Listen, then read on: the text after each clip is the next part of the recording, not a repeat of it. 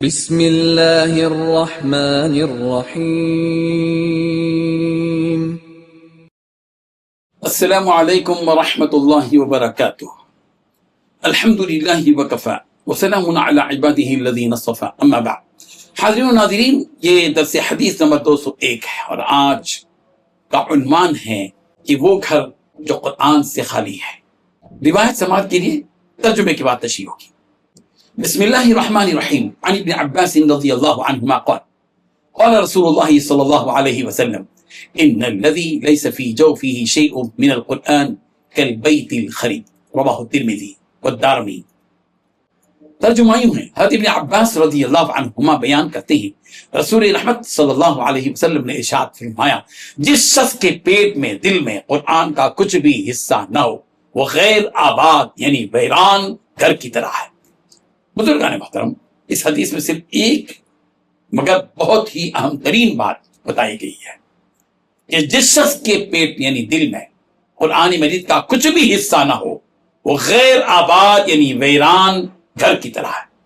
بزرگان محترم، دنیا میں دو قسم کے لوگ ہیں، ایک وہ جن کے دلوں اور سینوں میں سب کچھ ہے مگر اللہ کا کلام اور اللہ کی مقدس کتاب قرآن مجید نہیں۔ ایسے لوگ بظاہر آباد نظر آتے ہیں، بلند و بالا عمارتوں میں شہنشینوں پر برجمان ہیں، خوبصورت اور دلکش مکانات میں ہیں، ان کا بسیرا ہے ایسی جگہ کہ جن کو دیکھ کر آنکھیں خیرہ ہو جائیں، رنگ برنگیاں ہیں، چمکدار معیاری چیزیں ہیں، عمدہ سواریاں ہیں، ان سب میں گھرے ہوئے ہیں۔ ان کے ظاہر کو دیکھ کر لوگ ایک دھوکے میں ہیں کہ ان کی زندگی آباد زندگی ہے، خوش قسمت زندگی ہے، یہ صاحب نصیب لوگ ہیں، یہ ہم سے ہزاروں درجے بہتر ہیں، کاش ہم بھی ان جیسے ہو جاتے۔ مگر حقیقت کچھ اور ہے۔ جب حقیقت کی گہرائی تک پہنچ کر اس حقیقت کو پانے کی یہ صرف فریب ہے، دھوکہ ہے، سراب ہے، اس کے سوا کچھ بھی نہیں ہے۔ ان جیسوں کے مقابلے میں ایک آدمی وہ ہے جس کا ظاہر بالکل معمولی ہے، نہ اس کے کپڑے اعلیٰ و بالا، نہ اس کے پاس عمدہ سواری، نہ ہی اس کے پاس زندگی کا ساز و سامان، لیکن اس کی خوش نصیبی اور خوش قسمتی یہ ہے کہ اس کے پاس وہ انمول دولت ہے جس دولت سے وہ پہلا شخص محروم ہے، جس کے پاس سب کچھ ہے مگر وہ نہیں جو اللہ کی اس خوش نصیب بندے میں ہے۔ وہ کیا ہے جو اس بندے کے پاس ہے؟ وہ قرآن مجید کی دولت ہے جو اس کے پاس۔ یہی حقیقی دولت مند ہے، یہی حقیقی خوش نصیب ہے، یہ ویرانی میں نہیں بلکہ حقیقت میں آباد ہے۔ رسول رحمت صلی اللہ علیہ وسلم کا یہ فرمان دوبارہ سنیے، سہوارہ سنیے، سنتے ہی چلے جائیے اور ہو سکے تو روزانہ اس جملے کو دہرانے کا معمول بنا لیجئے کہ فرمایا رسول رحمت صلی اللہ علیہ وسلم کہ جس شخص کے دل میں قرآن مجید کا کچھ بھی حصہ نہ ہو، اس کی مثال اس گھر جیسی ہے جو غیر آباد ہے اور ویران ہے۔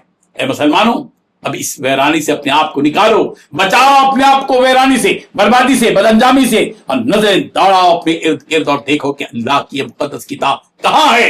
لپک جاؤ اس کتاب کی جانب، اٹھاؤ اس کتاب کو، لگاؤ اپنے سینے سے اور دل سے اور اپنی آنکھوں کے قریب رکھو اس کتاب کو، بوسا دو اس کتاب کو، بوسے کے لائق اور قابل تو یہی دائمی اور حقیقی چیز ہے جس کو کبھی فنا نہیں ہے۔ وہ 1500 سال سے روئے زمین پر ہے، یہ کتاب لوح محفوظ میں آسمان کی بلندیوں پر ہے، اس کا مقام رب تعالیٰ کے پاس اعلیٰ و بالا ہے، اور اس کتاب کو اپنی زندگی کا وظیفہ بنا لو۔ یقین رکھو کہ یہ آفاقی کتاب ہے، اللہ کا کلام ہے، پورے یقین کے ساتھ تجوید اور ترتیل سے پڑھو اس کتاب کو، دل لگا کر پڑھو، دماغ کے دروازوں کو کھول کر سمجھو اس کتاب کو، اور اس پر عمل کرنے کے لیے اپنے اعضاء و جوارح کو تیار رکھو اور اس کتاب میں کھو جاؤ اور اس کے پیغام کو ان پیاسوں تک پہنچاؤ جو اپنی اس پیاس کو بجھانے کے لیے تمہارے منتظر ہیں۔ آؤ اپنے دل کو ویرانی سے بچاؤ اور اس دل کو آباد رکھنے کی تدبیریں کرو۔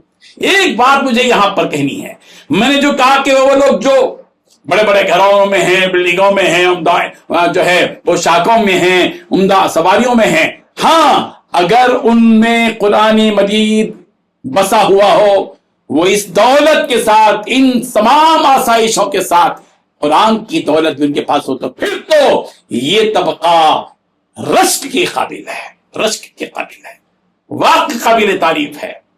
لیکن دولت پوری ہے لیکن قرآن کی دولت سے محروم زندگی بسر کر رہا ہے، تو پھر تو یہ ویران گھر کی طرح ہے، اس کے سوا کوئی اہمیت اس کی نہیں ہے۔ اجڑا ہوا گھر، ویران گھر، بے آباد گھر، یہ وہ دل ہے جو قرآن سے محروم ہے۔